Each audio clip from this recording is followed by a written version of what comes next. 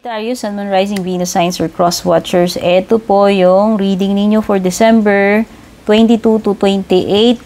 Ayan, babatiin na kita. Baka kasi makalimutan ko pa. Sagittarius, Sun, Moon, Rising, Venus, Signs or Cross Watchers. Merry Christmas and a Blessed New Year po sa inyong lahat. Maraming salamat sa iyong continuous support.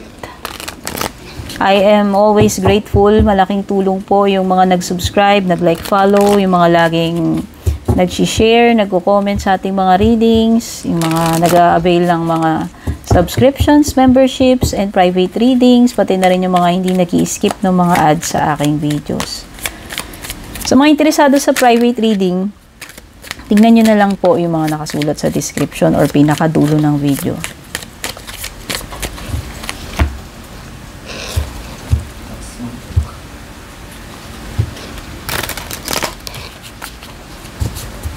Balasahin lang natin, Sagittarius. Nakalimutan ko palang banggitin, pati na rin yung mga, nagsisend ng mga stars and super thanks. Yan. Nakalimutan ko i-mention. Okay, first card mo, may coach ka. Si Coach, idea, blind, and illness. Nako, habol pa yata yung illness mo, oh. O baka iba sa inyo, masama pakiramdam. Baka makakasagap kayo ng, sipon. Kasi, parang may sisiponin dito, sasama yung katawan. Okay, ingat lang na bumigay yung katawan. Baka laging pagod, kulang sa pahinga, kulang sa, sa nutrition. Nutrition, pwede rin naman. Okay, basta nakita ko lang dito, baka susceptible ka lang na makasagap ng sipon or kung ano man ito. O baka may kumakalat ding virus, no? Oo, kaya like kang mag-invest sa vitamin C, Joe. Totoo yun. Totoo yun. Siyempre, kailangan din pahinga. Minsan, di rin sapat na puro ka naman, masustansya nga yung kinakain mo, puro ka nga vitamins, kaso wala ka naman tulog, di ba? Parang ako lang, Sagittarius, no? So, ayan, nakikita ko dito, baka yung iba sa inyo, coach ba kayo, or professor? Ewan ko. Parang yung ninyo is like a mentor or someone na nagtitrain, nagtuturo, Meron siguro this is an indication na pwedeng meron kang something na gustong aralin, matutunan, or matututunan this week. It could also mean advice. Baka yung iba sa inyo, kailangan nyo ng professional advice, like coaching, or mentorship, or help ng lawyer, no? Kumbaga, ito yung period na kailangan mo ng advice sa isang professional or kung sino man itong trusted mo na may alam about the situation, no? Basta this is gaining knowledge, kung ano man ito, meron kang siguro for sure may mapupulot kang bagong kaalaman. Ayan, ideas. So nakikita ko dito, mabibigyan ka siguro ng advice na magiging useful dito sa kung ano man itong gagawin mo. Sa career man ito o sa negosyo mo. And nakikita ko na magiging very sharp ka this week. Siguro ang dami-dami mong ideas. Maraming ideas siguro magpa-pop up sa isip mo. And very inspired ka to work. Yan nakikita ko. Very, very creative ka siguro nitong mga period na ito. Tama. Nakikita ko may advice dito, suggestions. So, sa tingin ko, makakatulong dito yan sa project na ginagawa mo or trabaho. Ano man ito. Baka yung iba sa inyo, ang ginagawa ninyo is parang something na nasa creative side like designer, writer, content creator, etc. Basta nakikita ko lang dito is may mai-inspire ka kasi para may mga new ideas na papasok sa isip mo. Okay, meron ditong something na hindi mo mangangapa ka eh. Blind, ayan oh, blind, 'di ba? Pagbulag nangangapa, hindi nakikita yung dadaanan. So yan, siguro ito is stepping into unknown territory, like taking risk na parang willing ka kahit na wala kang kaalam-alam dun sa bagay na yun. Siguro curious ka o willing ka na pasukin yun. Or baka malalagay ka sa ganung klaseng situation na yung tipong wala kang experience doon, wala kang idea, pero doon ka kasi mapupunta, alam mo yun. So, yung tipong inaaral mo pa lang, nangangapa ka lang, kasi parang ito training to, tsaka parang may something ka na matututunan na aralin mo pa. Parang ganun din dito sa blind card. So, nakikita ko di ba ganun naman sa umpisa, madalas, halimbawa, trabaho, hindi pa natin alam So, may training naman Kumbaga, throughout the process, dun ka na lang matututo. Habang nandun ka na. So, pwedeng ito yun. Yung ganong klaseng situation or energy na tipong nangangapa ka pa lang pagdating dito sa bagay na ito. Okay, apply mo to. Pwedeng sa trabaho, sa negosyo mo, or sa relationships or connections mo, romantic man yan or not. Meron din binabanggit dito like an awkward situation. Kung malagay ka sa sitwasyon na alanganin, alam mo yun, hindi ka komportable or hindi mo alam yung gagawin mo. Nanguhula ka, parang ganun. Bara-bara, tansya-tansya. So, let's see. Tignan naman natin yung iyong love life. So, love life, this could be your energy or energy ni person mo, Sagittarius, no? Bahala ka na mag-connect the dots.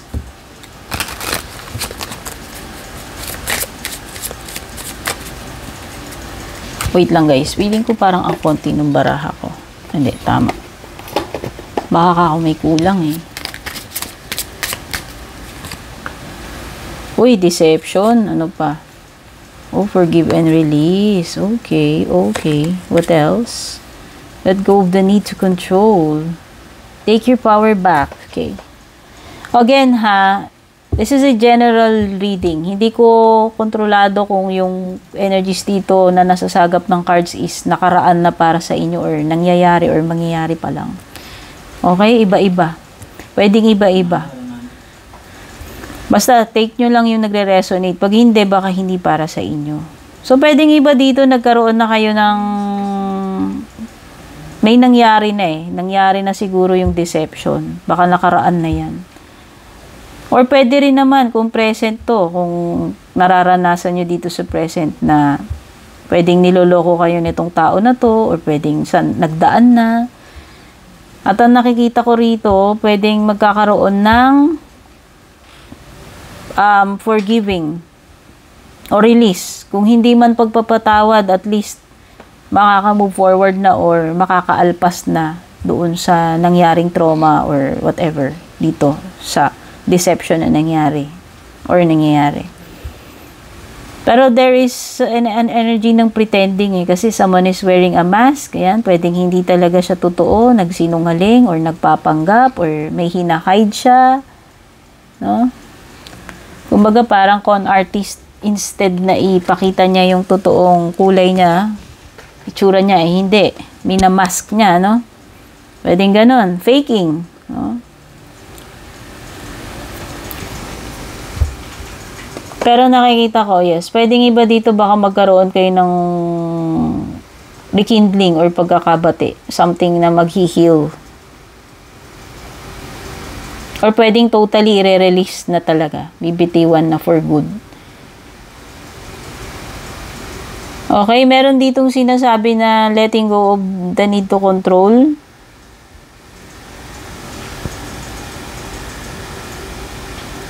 Ibig lang sabihin nito, huwag mong hayaan mo lang na mangyari, yung mangyayari, nang hindi mo siya,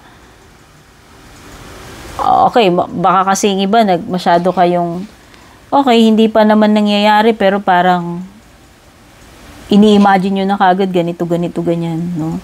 Or hindi, or parang piniprevent ninyo, no? Siguro ina-anticipate mo pwedeng ganito yung mangyari. Okay, so kukontrolling ko na kagad to, gagawa na ako ng mga ganito. So pwedeng ganun kasi. And ang ina-advise sa'yo ng card is, hayaan mo lang. Wala kang dapat gawin. Hindi mo dapat kontrolin.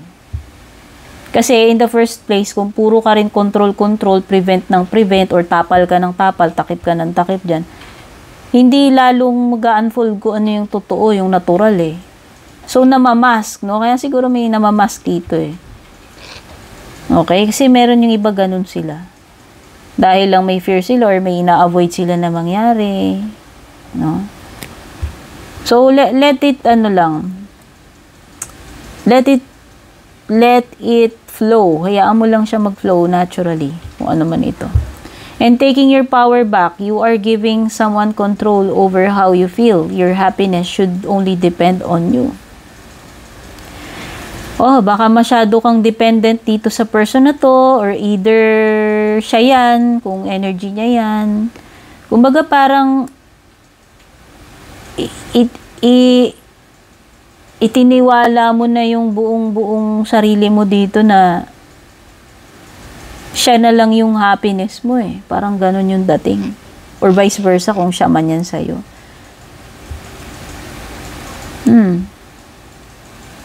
Kung sinasabi dito, you should take your power back. Kasi masyado mo nang ibinigay 101%. Lahat-lahat dito sa person na to. Na para bang pag nawala siya, titigil yung mundo. Na para bang siya na lang ba yung happiness mo? Hindi ka na ba pwedeng maging masaya kung wala siya? Parang ganun. No? Okay? So, take your power back.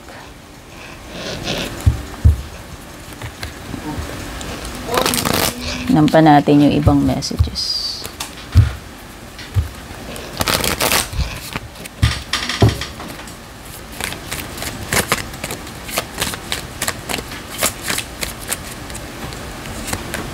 The Moon card, this is Pisces energy. Meron ka ring Leo energy, Scorpio energy, Sagittarius, meron kang solar eclipse at saka Cancer energy.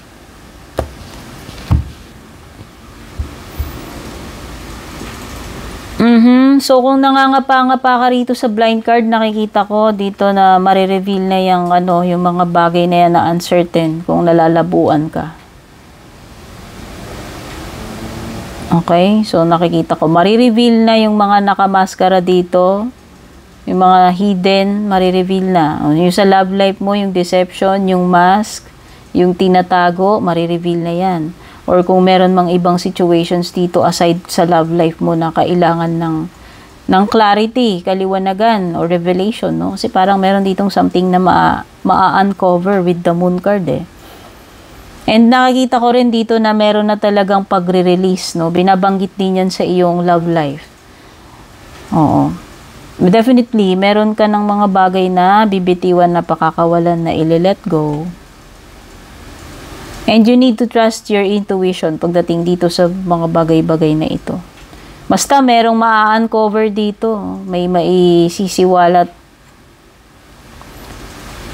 Mabubuking na, mabubuksan na, no?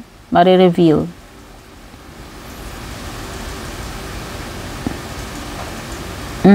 So, nakikita ko dito is energy ng pagbaback down, nag-give up. I hope hindi ikaw yan. So, instead na ilaban, siguro, susurrender na lang, ile-let go na lang, i-give up na lang, no? FF na, no? FF na eh. Surrender na eh. Ano naman kasi yon, siguro nakikita ko, it's like a form of sacrifice na instead na magkaroon palalo ng paglala ng sitwasyon, ng mga conflict, siguro mas pipiliin mo na lang na mag-back out na lang, na wag na lang ilaban, wag na lang ipilit. Oo, ganun na lang. I-release mo na lang, give up mo na lang. Para, sabi nga dito, live to fight another day. Mas wise na mag-retreat na lang muna ngayon and bukas na lang uli lumusob. Parang ganun. Basta energy ito ng give up na yung laban. Nag-back out. Nag-pack up na muna. Parang ganun.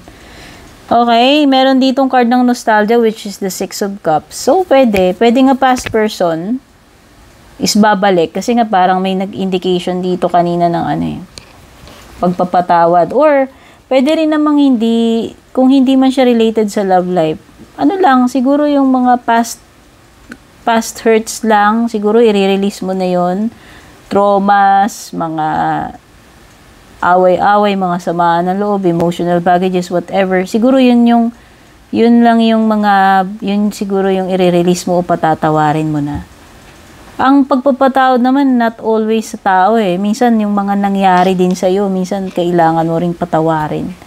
Okay, basta meron ditong energy ng pagre-release ng past, forgiveness, whether sa tao man yan, sa romantic man yan or hindi.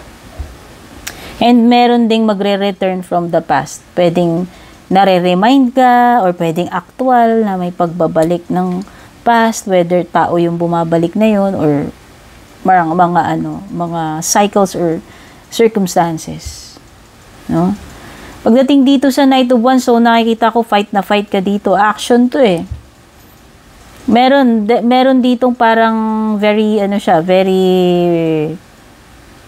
determined na ipupush niya yung bagay na yon. Gagawa talaga siya ng move para dito. Kung ikaw yan, very strong yung urge mo. Very passionate ka about this.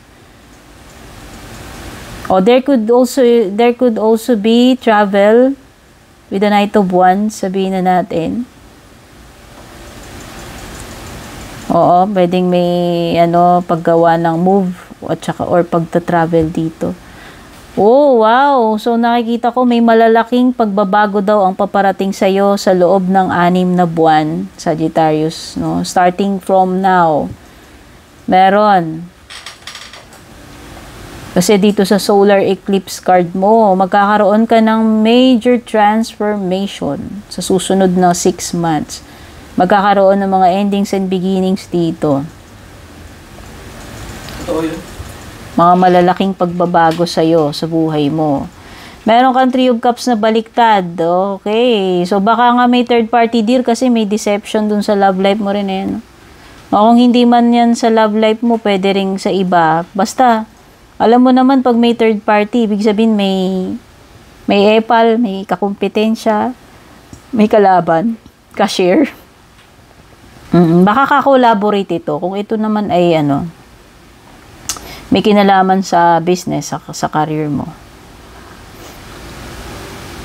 Basta may triangle dito, love triangle specific. At kung ito ay negosyo sa career, kalaban mo, kakumpetensya, ka-rival mo. Okay, so yan yung mga na-pick up kong energies dito sa iyong reading. Sana makatulong sa iyo to. Merry Christmas, Blessed New Year. Take care and God bless, babush. And kung balak nyo pong mag-book or mag-inquire ng personal readings ko, basahin nyo lamang po itong nakasulat sa screen or yung nakalagay sa description.